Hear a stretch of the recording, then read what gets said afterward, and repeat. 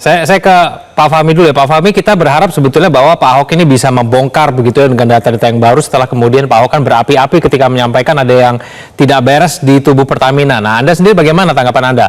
Ekspektasi Anda terhadap pernyataan Ahok ke depan Kejagung itu sebanding tidak ketika kemudian Pak Ahok mengatakan ternyata informasi yang dimiliki itu hanya sekaki gitu, tidak sekepala seperti yang dimiliki oleh Kejagung. Kurang lebih seperti itu, Pak Fahmi. Bagaimana? Ya, seawal saya nggak begitu kaget itu ya kalau Ahok terkaget-kaget gitu ya. Karena posisi Ahok itu kan sebagai komisaris holding, sementara tindak pidana korupsinya itu kan ada di anak perusahaan, apakah itu di Patra Niaga, Kilang dan juga Shipping gitu ya. Itu semua subholding yang melakukan operasi tadi. Nah, Ahok saya kira terbatas juga, nggak bisa masuk sampai ke subholding tadi gitu ya. Barangkali yang lebih tepat kalau komisarisnya itu ya komisaris Patra Niaga. Nah, tetapi ada hal yang penting gitu ya. Tadi disampaikan oleh Ahok bahwa kejaksaan itu memiliki informasi yang lebih lengkap daripada Ahok tadi. Nah, saya kira itu sangat relevan gitu ya. Karena misalnya itu ya, pengoplosan itu kejaksaan sangat kekeh gitu ya, bahwa dia menemukan adanya pengoplosan tadi meskipun itu dibantah oleh Pertamina gitu ya. Dan kejaksaan saya kira juga akhirnya tetap mempertahankan bahwa dia menemukan pengoplosan dan korupsi-korupsi di Shipping dan juga di tempat lain gitu ya. Ini saya kira sebagai saya meyakini bahwa kejaksaan itu sebenarnya sudah memiliki informasi sudah sangat lengkap. Nah, masalahnya apakah informasi yang dimiliki tadi itu akan dilanjutkan gitu ya. Jangan sampai kemudian justru dihentikan gitu ya. Karena pengalaman pada saat penanganan Petra, waktu itu saya sebagai salah satu anggota tim anti mafia migas gitu ya, ketuanya Faisal Basri. Jadi kita menemukan indikasi persis modusnya seperti itu gitu ya. Nah, kemudian kita laporkan juga ke KPK. Kemudian ada hasil audit forensik gitu ya dari perusahaan di Australia. Nah, kemudian pada saat itu menterinya Sudirman Said akan membawa hasil forensik tadi ke KPK, tetapi menurut Sudirman Said itu, dan ini valid gitu ya, bahwa Jokowi mencegahnya. Nah, sejak dicegah itu berhentilah semua kasus di Petra dan tidak ada satupun yang ditersangkakan. Nah, saya berharap saat ini ujian bagi Pak Prabowo itu ya. Jadi Pak Prabowo kalau bisa sangat mensupport, jangan menghentikan dan lanjutkan siapapun yang terlibat ya harus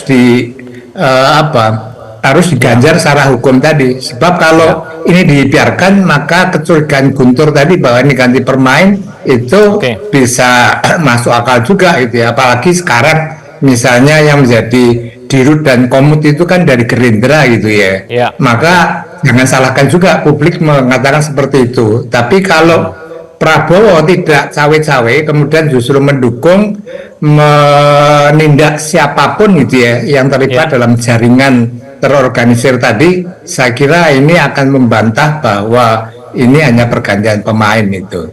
Oke, hanya pergantian pemain. Sebelum kita ke situ, saya bahas dulu ke Kang Asep ya. Kang Asep, pertanyaan kenapa kemudian kok Pak Ahok yang dipanggil duluan, bukan jajaran direksi dari Pertamina atau bahkan mungkin komisaris dari Pertamina Niaga? Menurut Anda kenapa? Ya, kita tidak bahas kasusnya ya, saya bahas formanya. Jadi ada Undang-Undang PT, Undang-Undang 40 tahun 2007.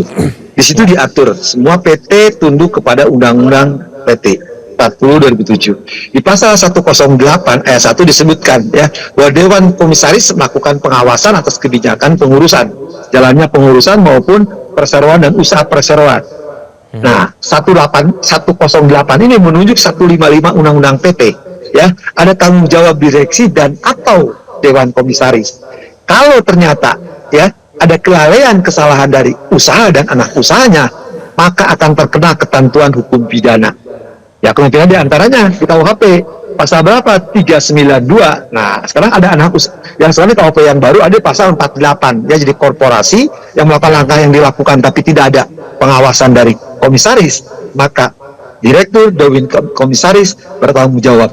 Apabila dia sudah misalkan salah satunya anak usaha tadi melakukan kelalaian, ada korupsi, kena pasal 12 tindak pidana korupsi, maka akan terkena semuanya. Ada tanggung jawab Dewan Komisaris, ada tanggung jawab direksi, itu di Undang-Undang PT, jadi 108, Yuntos 155, maupun di KUHP 392, atau sekarang pasal 48 atau 508. Jadi Dewan Komisaris harus tanggung jawab akibat kelalaian atau kesalahan dalam menjalankan usahanya. Jadi wajar kalau kejaksaan minta keterangan sejauh mana Dewan Komisaris tadi dalam rangka pengawasannya ya melakukan pencegahan, bahasanya pencegahan. Kalau tidak pencegahan tidak terjadi, bahkan kalau faktanya ya sudah tahu bahwa itu ada kejadian, sekarang ada lagi banyak, wah itu berpatah lagi kejadiannya. Ya. Apakah ini kemudian artinya Kejagung ingin mencari tahu apakah memang Ahok terlibat atau tidak dengan kasus ini? Kita akan bahas itu saja ya, pemirsa jangan kemana-mana, kami akan kembali. BPK ada audit yang lain ya? Dari itu Bapak laporkan Pak. Baik lagi kamu tanya penyidik deh. Pokoknya aku datang bantu jaksa. Pak, tapi aktor besar lainnya siapa Pak yang bakal Bapak spill nih Pak? Kamu tanya sama penyidik. Kan Bapak mau nge-spill Pak? Ya, kembali kita lanjutkan dialog kita. Saya kembali ke Kang Asep. Kang Asep, kalau menurut aturan berarti seharusnya Pak Ahok ini tahu betul mengenai kasus yang ada di Pertamina Niaga itu. Menurut Anda bagaimana? Ya, kan Pak Ahok udah teriak-teriak bahwa bisa seret semuanya, ada kejadian-kejadian. Sekarang lebih terkejut lagi ketika diperiksa Kejaksaan Agung ada hal menarik. Artinya kan seharusnya komisaris tadi mencegah hal perbuatan itu. Kenapa ketika ada perbuatan itu tidak dicegah?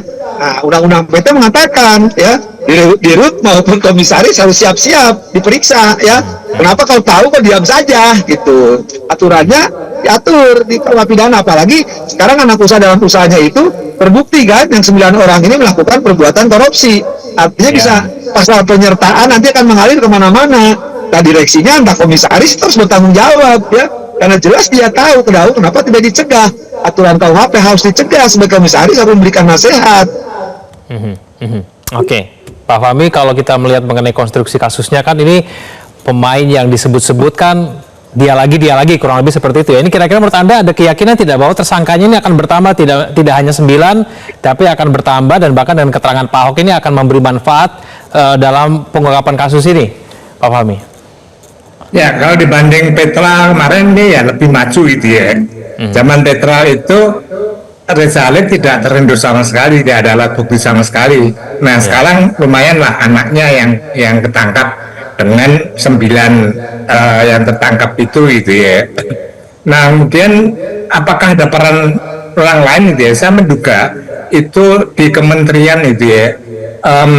Ya barangkali Erick Thohir kan ikut mempunyai kontribusi dalam pengangkatan direksi di Patra Niaga, dan konon itu alumni dari Petra gitu.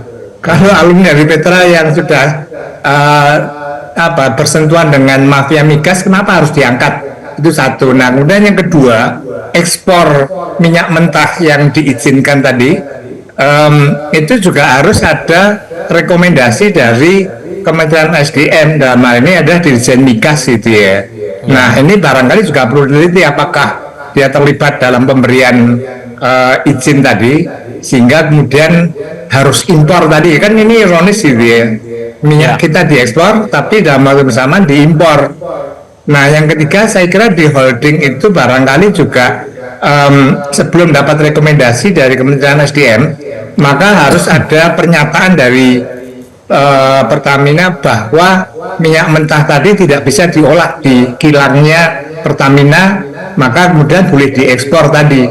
Nah, ini barangkali juga siapa yang berikan izin dari holding gitu ya.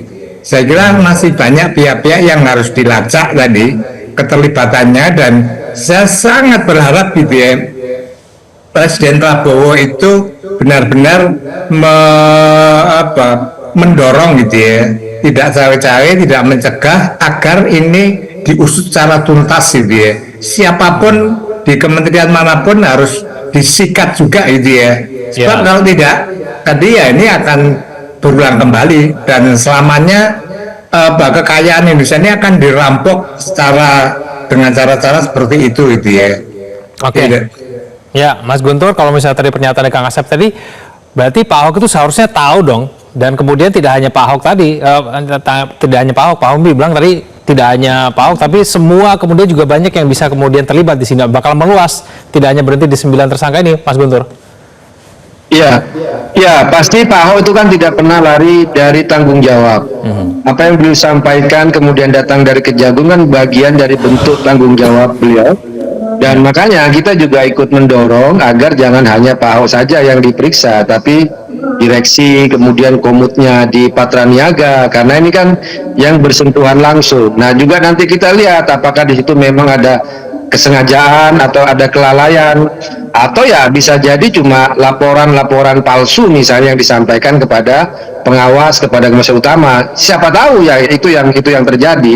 Tapi menurut saya yang lebih penting adalah bagaimana kita benar-benar ini membongkar kasus mafia migas ini agar jangan seperti yang disampaikan oleh Pak Fahmi tadi, seperti kajian kasus Petrol yang sudah ada bukti-bukti dan mau dilaporkan ternyata dihalang-halangi ya oleh Pak Jokowi pada waktu itu. Nah ini menurut saya jangan sampai terjadi lagi. Kalau dulu kan Petrol ini kan kayak pergantian lapangan, Petrol dibubarin tapi orang-orangnya sama, jadi Patraniaga kan ganti lapangan, pemainnya sama. Nah kalau sekarang hanya dibiarkan itu saja, kemudian dugaan yang di publik munculnya adalah hanya pergantian pemain, ini kan sangat berbahaya, karena kasus mafia migas ini kan sungguh-sungguh berat ya kalau kita lihat penanganan kasusnya. Contoh nih ya, ada kasus Bambang Irianto, ini ex direktur Petrol, udah tersangka dari 10 September 2019.